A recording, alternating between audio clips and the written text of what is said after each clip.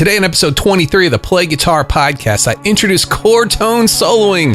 It's a different approach to soloing that can take your guitar playing to the next level.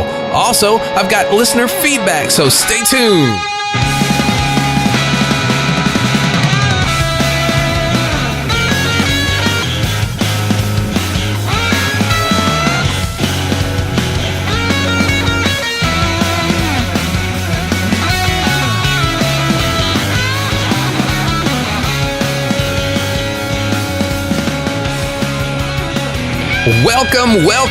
Welcome to episode 23 of the Play Guitar podcast. I'm Lee, and this is the podcast that's determined to make you a better guitar player.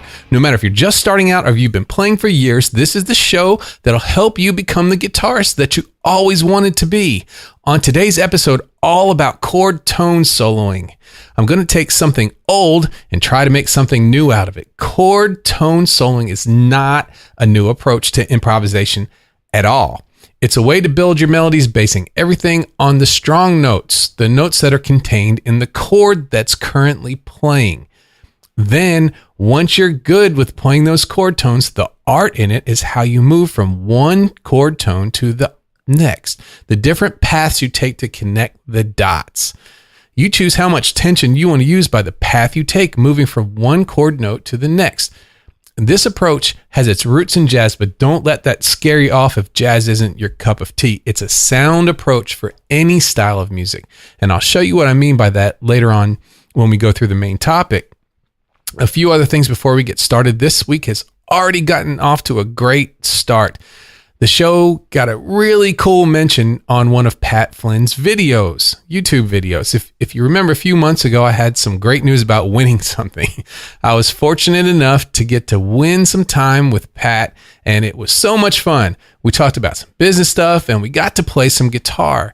And since then, Pat has really gotten serious on the guitar, and he's been doing really great. Well, the video Pat put out this week is something that I think everyone here listening who wants to build some sort of a following with music, you should see this. It's called, If I Were a Musician, This Is How I'd Build a Following. It goes over all of the best practices for musicians who want to build their business online.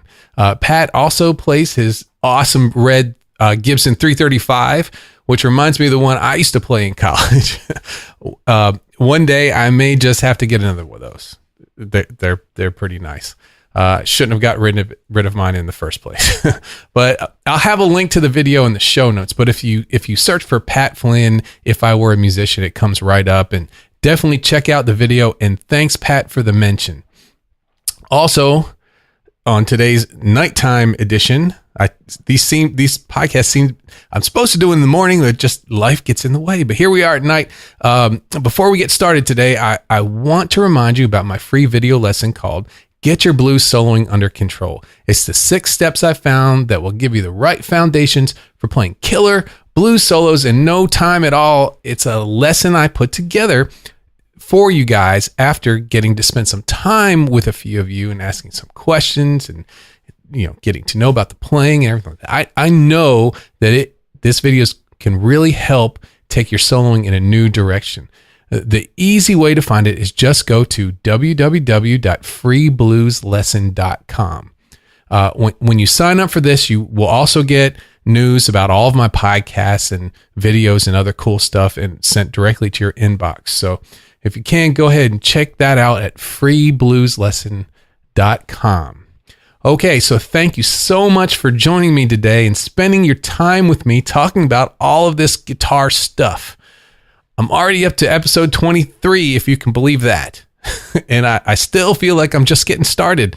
I've got so much more that I want to talk about and bring to you. On a lot of the topics I've already covered, I've pretty much just scratched the surface. And let me know what you would like for me to go more in depth with. And if you have any questions or comments or ideas for the show, I'd love to get them. Just send me a message at feedback@playguitarpodcast.com and I will get right back to you. All right, that's enough of all that. Let's go ahead and get started with the show.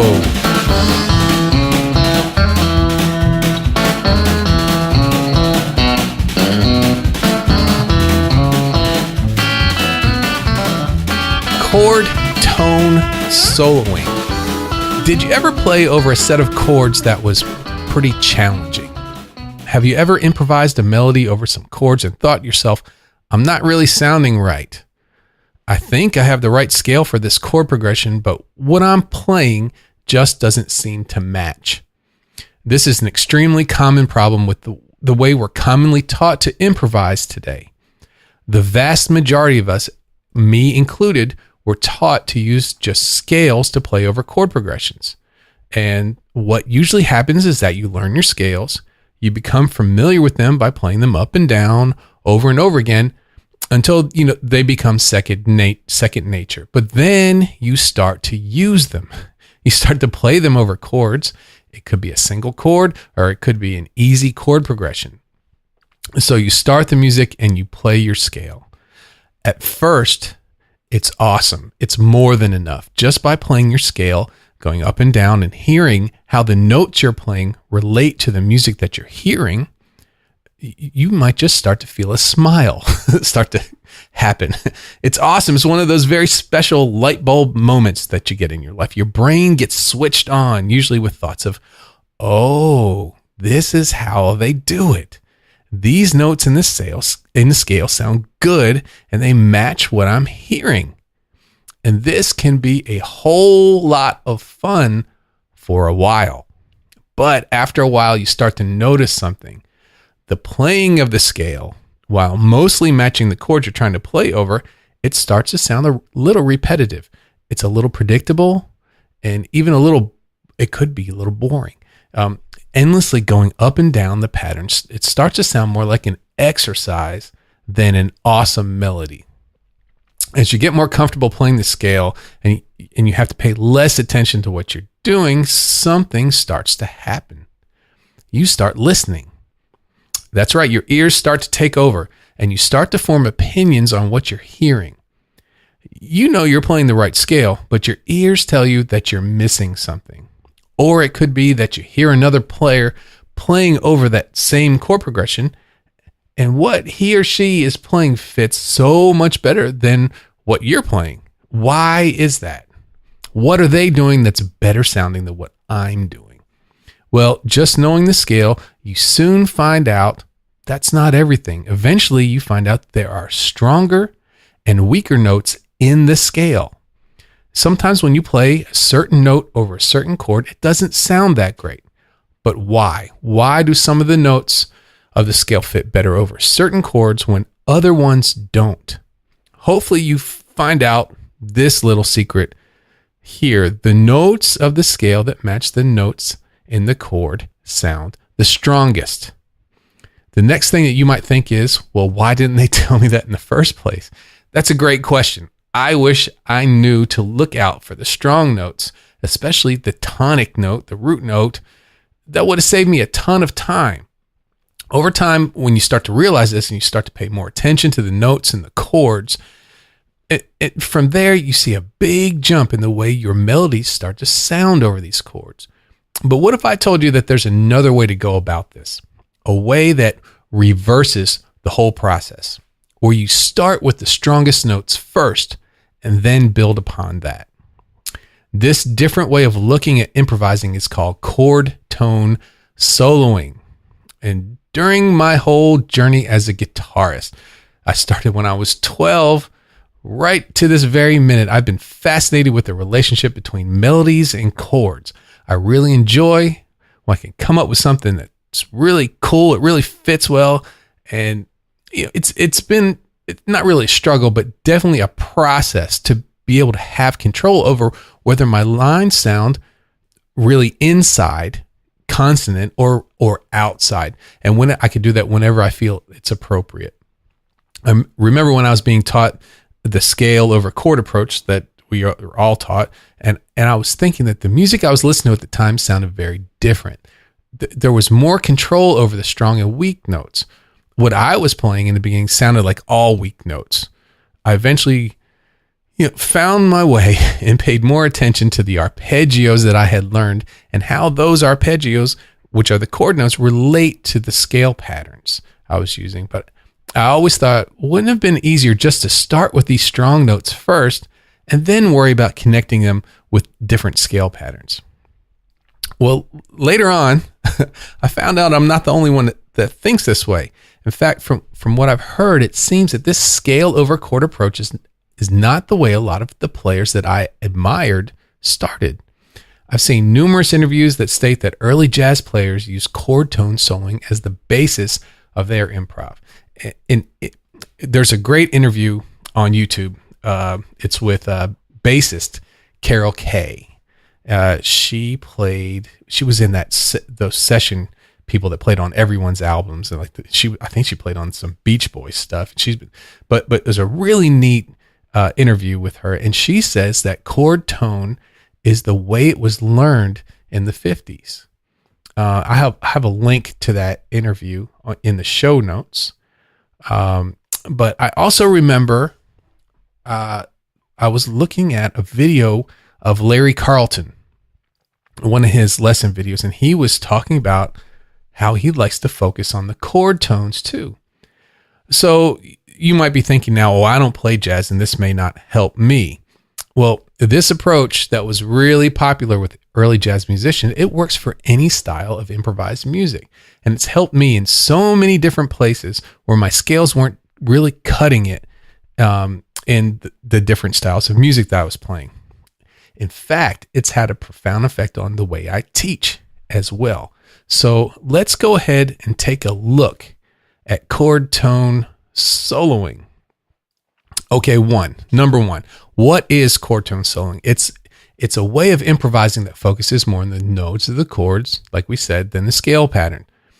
In a sense, you're using arpeggio notes to outline the chord changes, building a framework of strong notes that are guaranteed to work because they perfectly match the chord that's being played.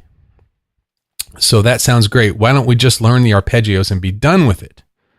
Well, the problem is that these notes, they work too good. Let me get my guitar here.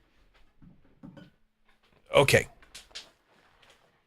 So we've got these chord tones. I'm going to do everything in over C here. If all we played, let me get a little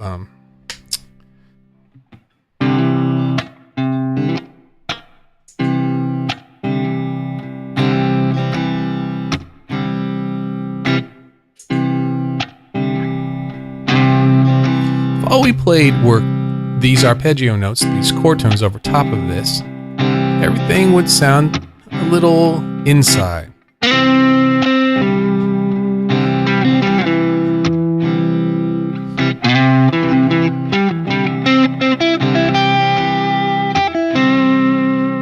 You hear that?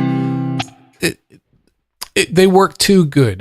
If all we played were the chord notes, things would get boring pretty quickly. It's a kind of a vanilla kind of sound. When you do this, it reminds me a lot of like a military bugler or the people that play the bugle at the horse races, you know?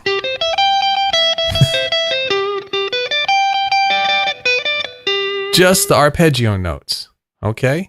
The coolest part of using chord tone soloing is how you connect these notes. To connect these chord notes, you would then use some other notes in between them. We're talking from the scale. Or you could use chromatic notes too as passing notes to move between the strong chord notes or the arpeggio notes. It forms a path that takes you from one to the next. It uses the weaker notes as the movement, as the path, and it gives it a very satisfying tension and release sound to your playing. Okay? So let's take a listen to that.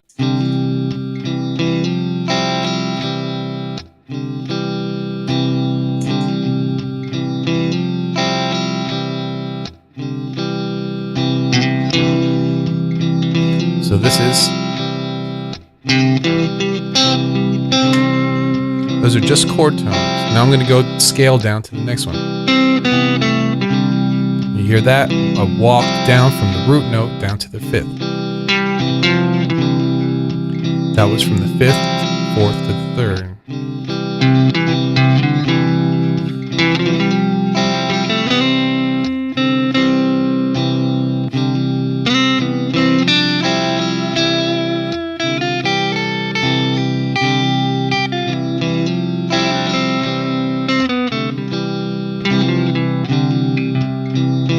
So the longer notes that I played were the chord tones, and the ones that walked in between them, those were just from the C major scale. Okay, just to give an idea about that. So what are the things I need? This is number 2. What are the things I need to be able to use chord tone soloing? Well, the first thing you're going to need is arpeggios. Arpeggios are king when you're trying out this approach. Being able to see the arpeggio shapes of whatever chord that's currently being played is the basis of this way of improv. The visualization of the arpeggio shapes keeps the strong notes featured in your mind. So having a solid knowledge of arpeggios for all of the different chords that you'll encounter for the style of music you're playing is important. And if you're not sure about how to build chords and arpeggios, check out my blog post at www.playguitarpodcast.com/chords. This is my post that gives you the basic knowledge you need to understand how chords and arpeggios work. Once you understand this basic but valuable bit of information, a lot of the mysteries of how music works, they don't quite seem so mysterious anymore. So check that out, and there'll be some basic arpeggio shapes that'll help you get started. Okay, so the next thing we need to know to use chord soloing is we need the notes that are in between. We need some connecting notes, some ways to go in between the strong chord tones. These weaker notes are important. Like I said before, things can sound very bland if all you used was the chord notes. The path we create by the choices of notes that we use to connect the chord tones, it means everything. The most melodic way to connect the dots is what we just did with scale tones. But using the other notes of the scales to go between the strong notes, it gives a pleasing sound. It sounds just like our scale approach, but with one major difference. We know which notes are weak and we know which ones are strong. And that's very important information and very powerful. You notice when I played before that the lines didn't sound like they were wandering at all anymore. Knowing where the weak and strong notes sound best make your lines sound much more confident. And confidence is key when you're making melodies. Later on, I'll show you another way to connect the strong notes that doesn't necessarily use the scale, which is very fun too. Okay, so let's start putting this into practice. The easiest way to start trying chord tone soloing is by using one chord. And we'll just continue with what I was using, the C chord, for example.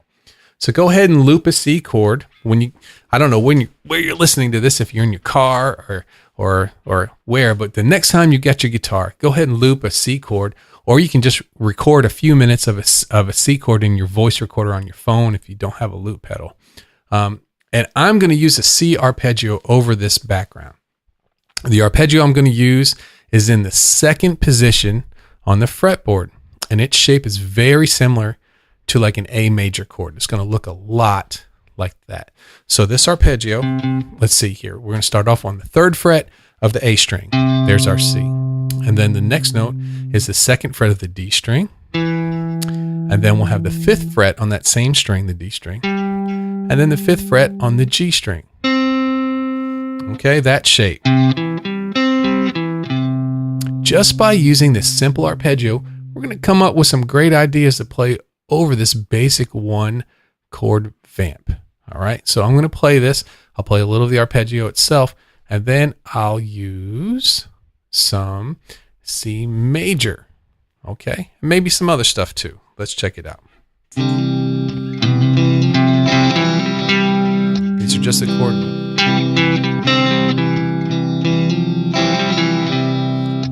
Pretty basic, right? Notice use the scale tones in between.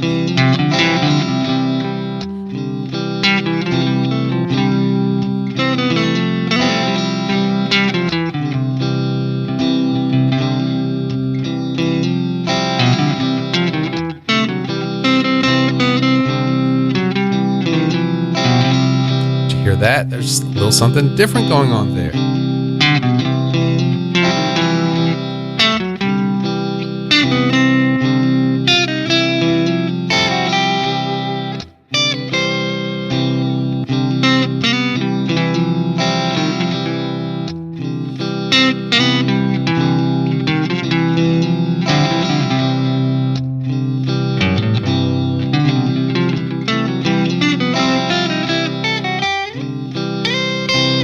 So some different ideas there. We're going to talk about those in a second, but to get a little bit different sound, I wasn't using the scale in between the arpeggio notes. I was using something different.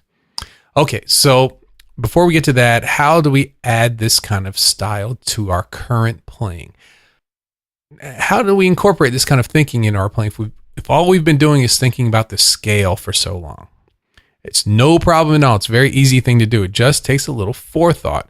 We just have to pay more attention to where the chord tones are in our scale patterns. Most players who have spent time in their scale patterns know where the tonic notes are, usually on the low E string. In C, there we go, right on the low E string. This is how we're able to know what key we're in, and we're able to slide the patterns around.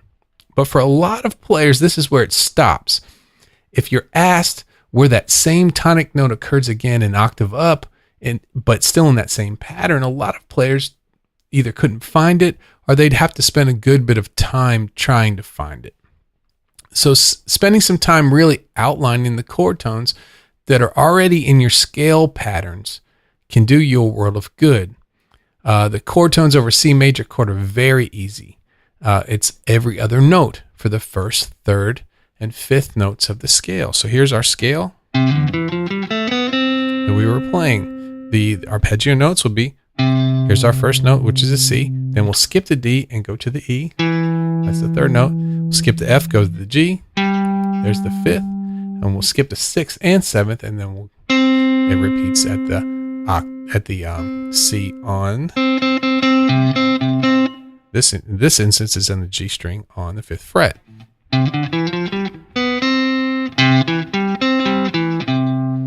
Okay, so take some time to really know your arpeggios and how they fit into the scale patterns that you already know.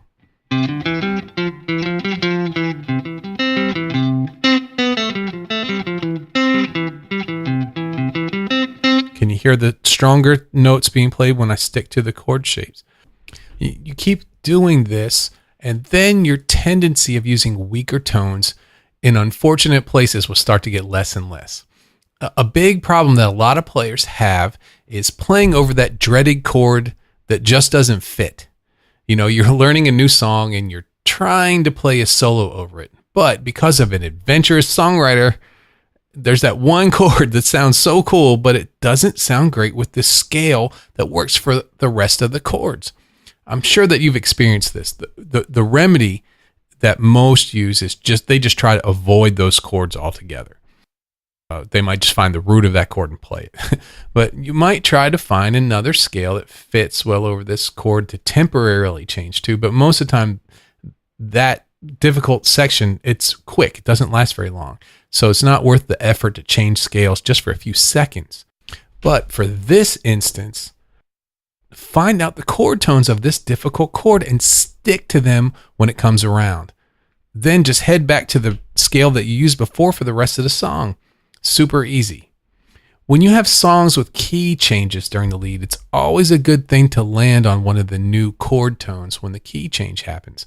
I can't tell you how many times when I was learning to play through keys, I started off the key change with a weak note, and that it always sounds kind of sour and it doesn't sound confident at all. But if you know when the key change hits and you know the chord tones, go for that. It will always work and sound very confident. Another example of adding chord tone soloing to your current playing would be something that I've talked about several times in previous shows, and that is playing the major third over a blues progression. The common approach to playing 12-bar blues is to use the minor pentatonic scale over those seventh chords. And this sound is awesome, but it's not the most inside sound because that minor pentatonic scale doesn't have one of the very strong notes of the seventh chord, the major third. It's one of those tools that blues players have. Playing the major third to match the chord sounds great. So here I'm going to play over a C7 chord in a bluesy kind of style. I'll play that minor pentatonic pattern 1 that we all know, and I'm going to periodically go back and forth between just arpeggio notes and more specifically that major third there. So here we go.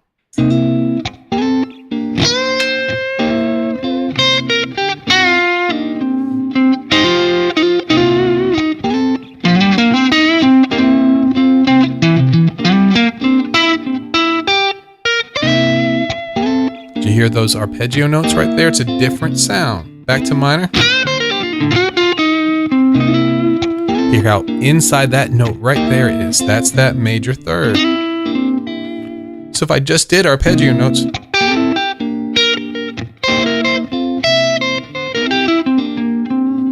not too bluesy, but here it sounds. It sounds kind of sweet when you go to that. A sweet sound when you go to that major third.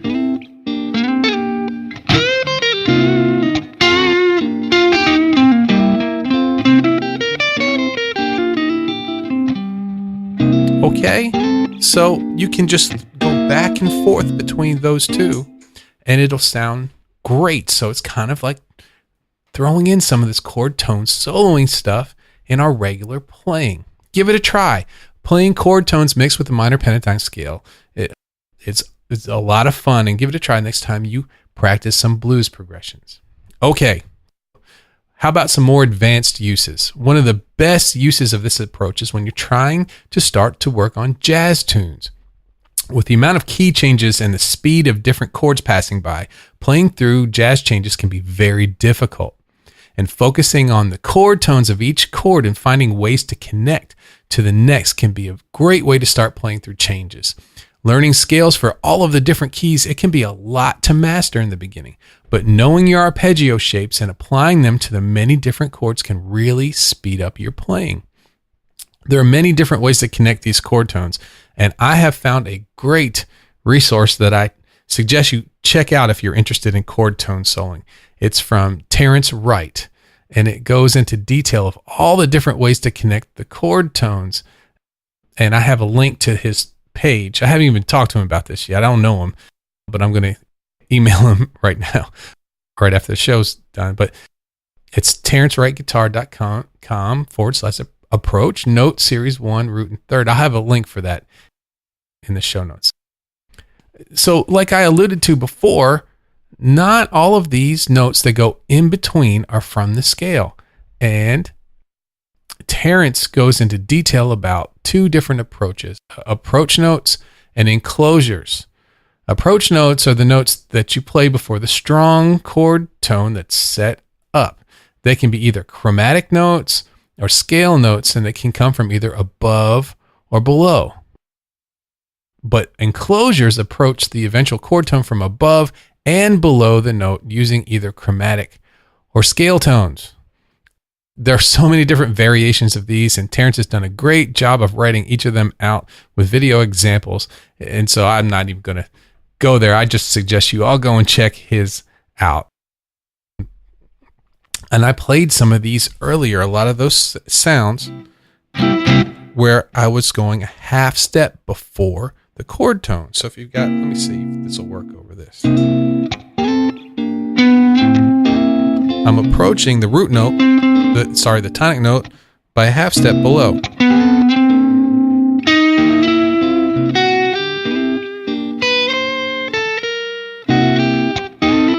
You hear it approaching the strong note, so weak to strong. You can also start from above.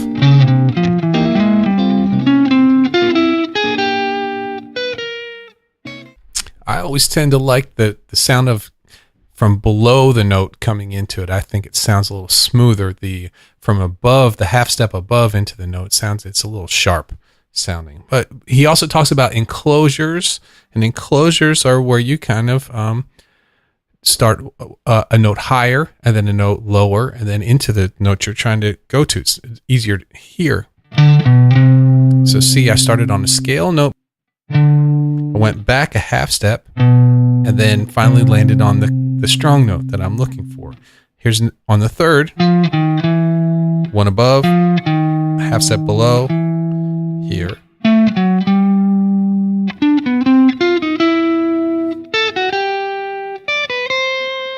So I'm kind of enclosing. I'm starting above the note, below the note, and then resolving to it. Another great way to use chord tones to get into some more advanced sounds is by using them to outline substitution chords.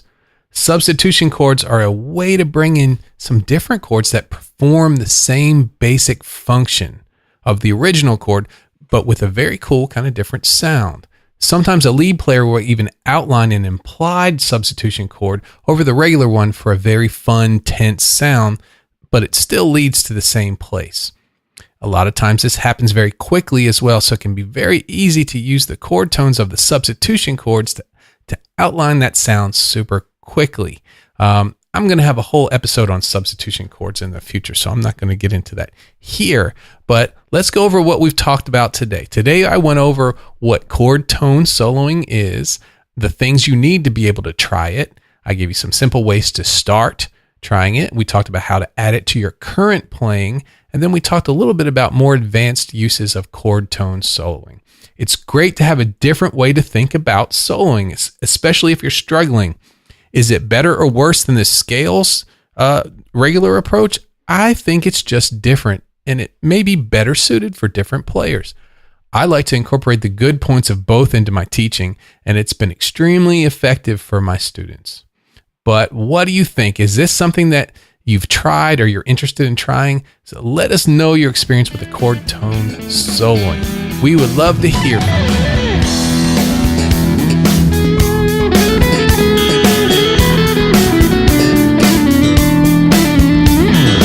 This is listener feedback. This is where if you have a comment or a question I can help you with, I will try my best to help you. To get in touch, you can always email me at feedback@playguitarpodcast.com. You can use the comments on the show notes page, or you can use the contact form on the site. Today has been a really fun day, and we've had a lot of good reviews, a bunch of reviews today. On iTunes, let's see, we got one from RTS12345 from iTunes. He had a wonderful review. Thank you so much. Also from, let's see, Tritty69. And that was talking some very nice reviews too. And also from Ground Control. 3 great iTunes reviews all this week. I sure appreciate it, guys. Thanks. Tritty69, RTS12345, and Ground Control on iTunes. Also, I've been talking to some folks on Facebook. Tristan W. left a great review, and he started on his guitar journey, and we just want to tell you, Tristan, we are here with you. Please share with us what you're going through. Myself and a good bit of the others that listen here, we're more than happy to help you get started on this, and what we would love to help save you a lot of time and some money. So thanks, Tristan, for the message. I sure appreciate it. Also, Chris W, we've been talking about all sorts of stuff this week. We've gone from the finer points of Japanese guitars to talking about teaching guitar. I could talk about guitar stuff all day, and some days I do. What fun that is. But I think it might be time for that Facebook group I've been hinting about on a previous episode. My schedule is open. It's opening up a little bit, so we'll see. What do you think about that? You think that would be a good idea? So thanks, Chris. I sure appreciate that. And also, right before we're finished today, I was getting ready for the show, and I just got an email from Brett as I was getting the show together today. Thank you so much for the great message. And I'll be getting back to you shortly about that. So thank you, Brett. So that's a wrap. Thank you for joining me today for the Play Guitar Podcast. If you like what you heard, please subscribe to the show on iTunes or your podcast player. Also, I really appreciate if you could leave an iTunes review for the show. If you're interested in online lessons, go on over to playguitaracademy.com and join my early adopter list to get news on the opening of the site and an early adopter discount. Also, follow me on all of my different social media pages. Links to them are at www.playguitarpodcast.com. So thanks again, and I'll see you on the next episode.